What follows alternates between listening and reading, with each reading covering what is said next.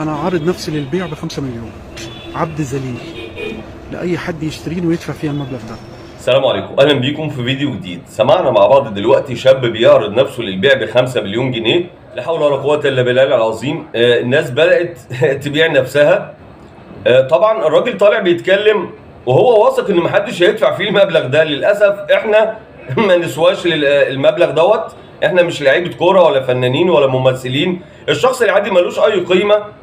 للاسف واضح ان الديون يعني طحنته، واضح انه استنفذ كل الحلول زي ما بيقول. انا مش دعوه ان احنا نعمل كده طبعا، لكن انا متعاطف مع الشخص دوت، لان للاسف في كتير زيه، في الاف او ممكن يكون في ملايين. ممكن يكون رب اسره مش قادر يصرف على اولاده، ممكن يكون عنده ديون كتيره، ممكن دخله ما يكونش متناسب خالص مع الغلاء والحياه الغاليه جدا اللي احنا عايشين فيها دلوقتي. الراجل طالع بيقول لك خلاص انا هعتبر نفسي بالنسبه لاولادي وبالنسبه لاهلي اعتبروني مت. المهم انه عايز المبلغ ده علشان يسد ديونه ويسيب قرشين لعياله، ومستعد يشتغل في اي حاجه زي ما سمعناه. ناس كتير في التعليقات بتتريق على الراجل وبتستهزأ بيه وبيسخروا منه. ما هي للاسف في مثل شعبي زمان كان بيقول طول ما بعيد عن طبعا المثل معروف ومفهوم من غير ما اقول او من غير ما اكمله. في ناس كتير يا جماعه بيبقى عندها مشاكل مهما تتحكى لك ما تتخيلهاش، ما يحسش بالنار غير اللي كابشها زي ما بيقول. ربنا يفك ضيقته وضيقه كل اللي بيمر بظروف صعبه في الايام اللي احنا عايشينها ديت.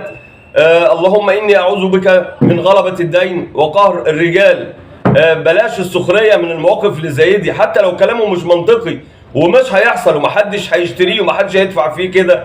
الراجل بيعبر عن الحاله اللي هو عايشها وعن المأساة اللي هو عايشها، ديون وغلاء. انتوا مش متخيلين يعني ايه رب اسره عنده بيت وعنده اولاد ومطلوب منه انه يصرف ويأكل ويشرب ويعالج ويعلم، وهو ما باليد حيله. مفيش يميل على ده يميل على ده. الكل او معظم الناس ظروفها بقت تعبانه، ما بقاش حد يسند حد ولا يقف جنب حد زي الاول. فبلاش يعني لما تشوف حاله زي دي ما تتريقش عليه، واحمد ربنا انك قادر تصرف على بيتك وعلى اولادك وان ما عليكش دين. مفيش اصعب في حياتنا او مفيش اصعب من الدين.